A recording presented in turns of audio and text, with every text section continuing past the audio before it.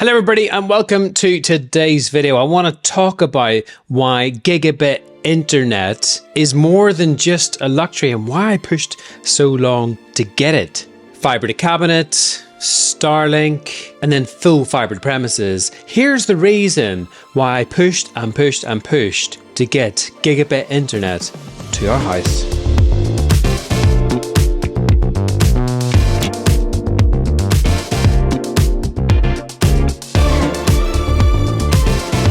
This video will be split into two parts. First, we'll explore why gigabit internet is a game changer and why symmetrical is so much better than the standard offerings from the likes of BT. I want to give you 5 reasons why it's a game changer. Right after I've given you the 5 reasons why gigabit internet is so important, I'm going to talk about Gigaclear, who installed to our premises and beat the rest. I'm going to give you my honest feedback on my experience with him, the good, the bad, and the ugly. And also, if you've clicked on this because it's been optimized for CG NAT or strict NAT type on Xbox with Gigaclear, you've come to the right place. I'll timestamp it below so you can easily access the solution to fix it. Number 1, everything is streamed. Everything we watch now in terms of entertainment is streamed either via Netflix, Amazon, Sky, YouTube, Facebook, X, Instagram. It all requires bandwidth and a lot of it, with the likes of Amazon and Netflix offering up to 8K. I don't think Netflix do that yet, to be fair. That is a lot of bandwidth that is required.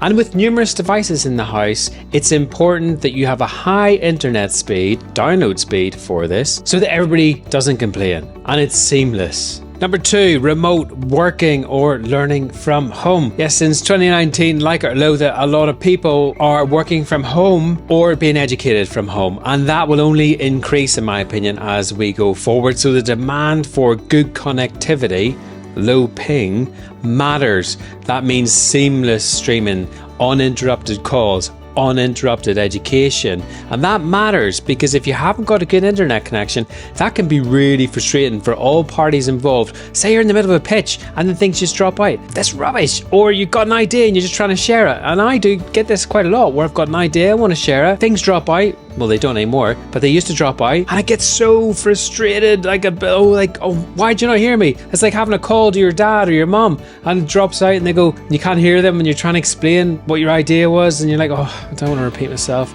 but you do anyway, and you feel more miserable about it, when actually it was really exciting. So that's a really valid point. Conferencing and working from home is so important as we go forward. Number 3, cloud-based storage or cloud-based working.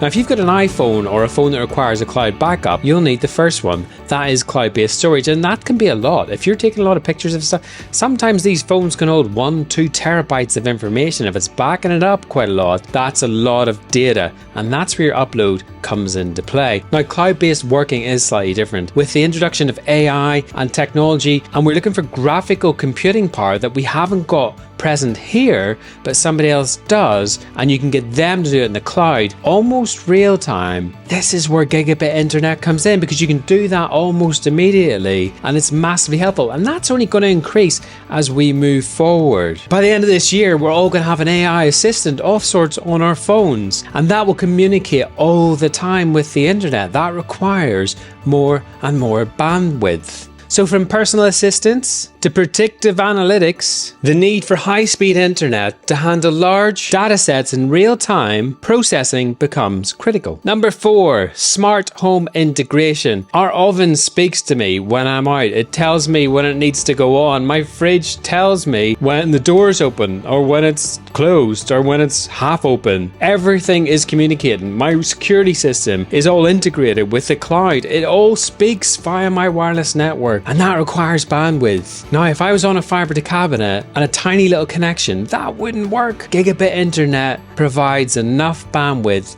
for these things to work and work properly. Some of you might have a voice assistant in the house and you speak to it and you ask it something, then it goes quiet. That'll be your internet speed. What gigabit internet does, it ensures real-time communications so all these things run smoothly. Number 5, low latency gaming. Yes, I know you can get low latency on fiber to cabinet, low pings, that does matter, but the bandwidth is important, especially when it comes to online streaming services. Google Stadia and Nvidia GeForce now rely on fast internet for smooth gameplay without the need for powerful local hardware.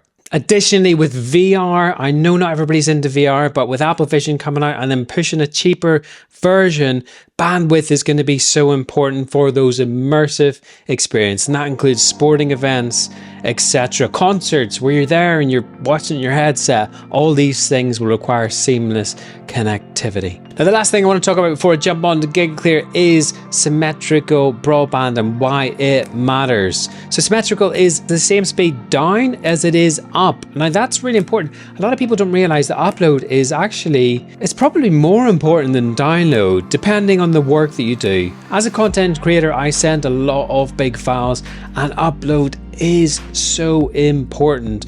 And the faster it is, the better it is, because it means I could be more efficient at what I do. Also in terms of music or anything else I'm doing, bouncing stuff back and forward, or collective or collaborative working, it makes things so much easier. BT, on the other hand, do cap their upload to about 120. So if you're able to get with one of these other companies that specialize or have their own private network, you're able to get up to 900 or whatever their max download speed is. Now going forward, I think these speeds, as I've seen in one of the videos that Gigaclear presented, people's businesses, we run 1,000 megabits today. There is nothing to stop us running at 10,000, 100,000 or faster speeds. Run up to 10 gigabits per second, up and down. I mean, that's crazy. As technology advances, we're going to require more and more bandwidth. With the integration of AI into most of the stuff that we're going to own by, I would say 2025, 2026, we could have super intelligence, and that will all require information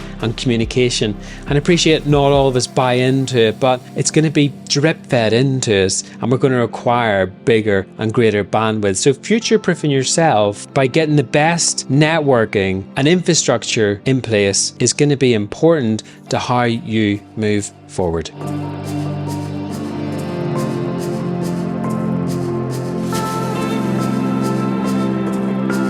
Let's jump right into it. So Gigaclear were established in 2010, I believe, in Oxford. I think it was Appleton. Here's a little video or a link to it if you want to know the history of it, if they are coming to your area. But this company set out to provide full fiber to premises in rural communities, hard to reach communities. And they've done it in a way that I think is fairly respectful. So what they'll do is they'll approach the area, the councillors, etc., and they'll drop a message in to say they're looking and considering building the area, or you can do it via the website. Say, for example, you want to get full fibre premises. I feel like you can request for a build in your area, and if there's enough people, they'll come. But one thing that stood out for me, having had a previous company in this village that has done a similar build, they were a bit more, well, a lot more considerate. There was a lot of community meetings. There was lots of explanation. There was lots of honesty, which really helped, telling people that your road's going to get dug up. There might be a bit of disruption. There might be some road closures. And it was fairly quick. I think most of the village was dug up and done in about 9 months. And it was done in small chunks. And if there was problems, which there was, they were sorted out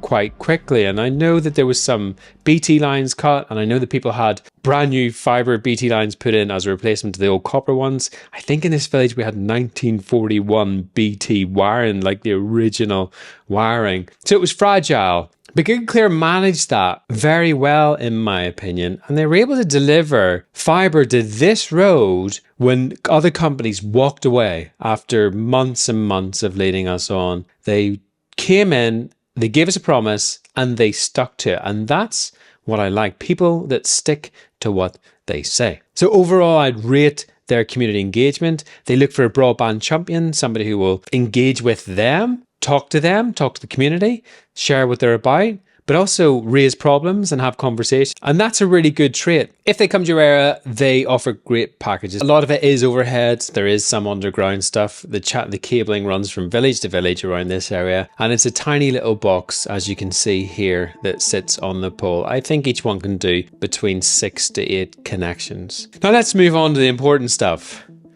Speed.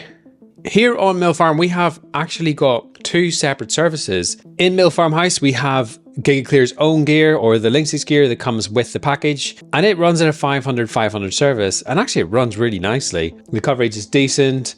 It's probably not what I would want. I like things to be, you know, well, yeah, you get the idea. But that's a 4-bedroom detached house, and the two nodes within that, both downstairs, they mesh well, they don't lose connection, and they provide good speed throughout the house.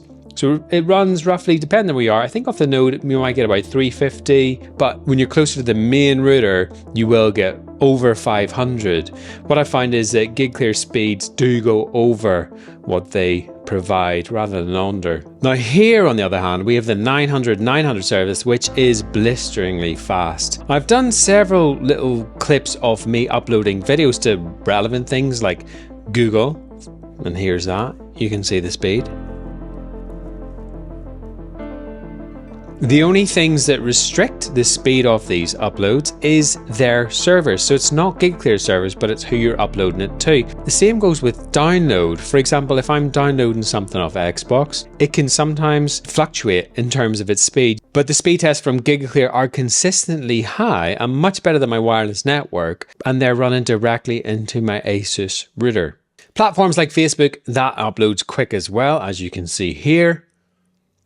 X, on the other hand, it seems to be very slow. I don't know why, but it takes a long time. In fact, I decided to stop it because I got bored after a minute and a half. But that's a mind-blowing thing. A minute and a half is nothing. Whereas previously, I was happy to sit there for 20, 30, 40 minutes, sometimes an hour on Starlink trying to upload something. And I was quite content just to wait. But now I've experienced something really fast, I get really impatient. It's probably not a good thing. Normally the installation is split into two parts. You have the people turn up and they'll do the poll work, and the following day for your actual installation and activation day. And that's when someone comes out to your house and they do all the work around the outside and inside. Now, while we're talking about the inside work, I want to mention this little box. This is where the fiber comes into the house, and this is why you need two plugs nearby. I think it's called an Adtran or something of that sort, but it's so flimsy. Whenever I wanted to attach a category A cable to it, it literally fell apart,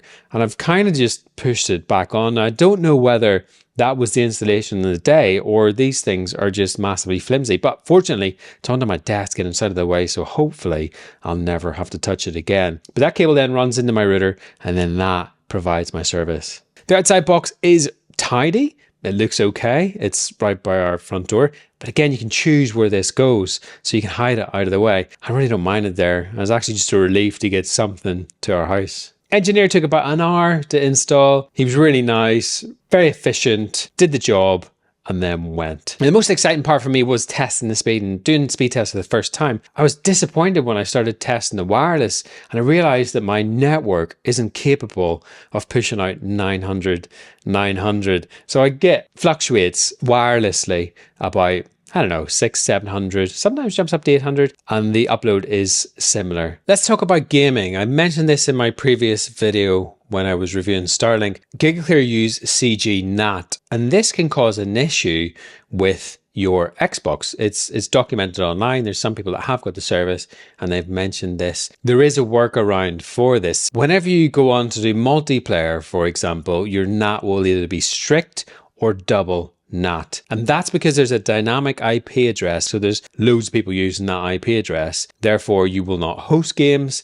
and it can be quite challenging. Now, the workaround for this is to buy a static IP. Now, a static IP off Gigaclear is £2 per month. So if you went on a 900/900 service on a deal, which is 29 quid plus the 2 quid for the static IP, it's really not very much, and it's worth it. I've tested it and it works seamlessly. I am aware that they're going to be rolling out IPv6 in the near future, or so I'm told. Now what that'll do is it'll eliminate the need to buy a static IP. IPv4 is a number plate system, if you like, and it's an address that devices get on networks, and they're running out, whereas IPv6 is a bit more complicated. There's more numbers involved and there's loads of them. IPv6 will dedicate one to your service, and you won't have this strict NAT issue or have to spend £2 on a static IP. I believe that we are going to need faster internet as our technology expands. Now, there's no doubt in your community you're going to get people to say, well, I've got BT, it's fine, I just send emails.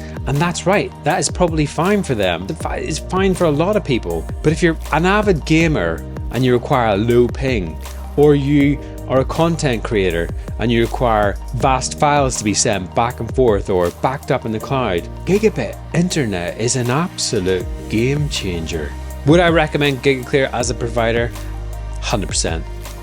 100%. We have it in 2 houses here and Mill Farm, and it's worked seamlessly. We used to get loads of complaints. We had a 4G connection in the other house. We get complaints all the time. Network dropping out, people can't access iPlayer, and it was so frustrating. People come up here to work and they couldn't do it. Since we've had Gigaclear installed over there, we've had 0 complaints. And I'll take that because it's normally me that has to deal with it. So there you have it, a tiny insight into Gigaclear and what I've known about them, what my experience has been, what it actually runs like, and I am so impressed. We're just over a week in, absolutely love it. That's for this house.